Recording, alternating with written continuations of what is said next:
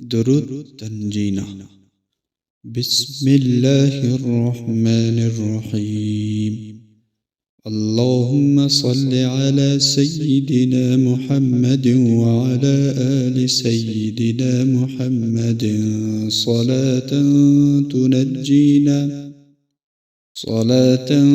تنجينا بها من جميع الأهوال والآفات، وتقضي لنا بها جميع الحاجات، وتطهرنا بها من جميع السيئات، وترفعنا بها عندك على الدرجات، وتبلغنا بها أقصى الغايات من جميع الخيرات في الحياة وبعد الممات، إنك مجيب الدعوات ورافع الدرجات ويا قاضي الحاجات ويا كافي المهمات ويا دافع البليات ويا حل المشكلات. أغثني أغثني أغثني يا إلهي، إنك على كل شيء قدير. اللهم صل على سيدنا محمد النبي الأمي وآله وبارك وسلم. درود تنجينا. بسم الله الرحمن الرحيم.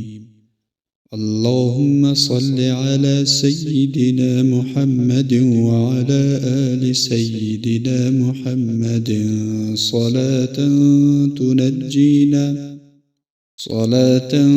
تنجينا بها من جميع الأهوال والآفات، وتقضي لنا بها جميع الحاجات، وتطهرنا بها من جميع السيئات، وترفعنا بها عندك على الدرجات، وتبلغنا بها أقصى الغايات من جميع الخيرات في الحياة وبعد الممات، إنك مجيب الدعوات ورافع الدرجات ويا قاضي الحاجات ويا كافي المهمات ويا دافع البليات ويا حل المشكلات.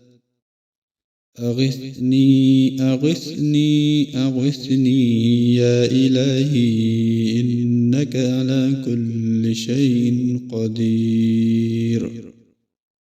اللهم صل على سيدنا محمد النبي الأمي وآله وبارك وسلم. درود تنجينا. بسم الله الرحمن الرحيم. اللهم صل على سيدنا محمد وعلى آل سيدنا محمد صلاة تنجينا بها من جميع الأهوال والآفات، وتقضي لنا بها جميع الحاجات، وتطهرنا بها من جميع السيئات، وترفعنا بها عندك على الدرجات، وتبلغنا بها أقصى الغايات من جميع الخيرات في الحياة وبعد الممات، إنك مجيب الدعوات ورافع الدرجات ويا قاضي الحاجات ويا كافي المهمات ويا دافع البليات ويا حل المشكلات.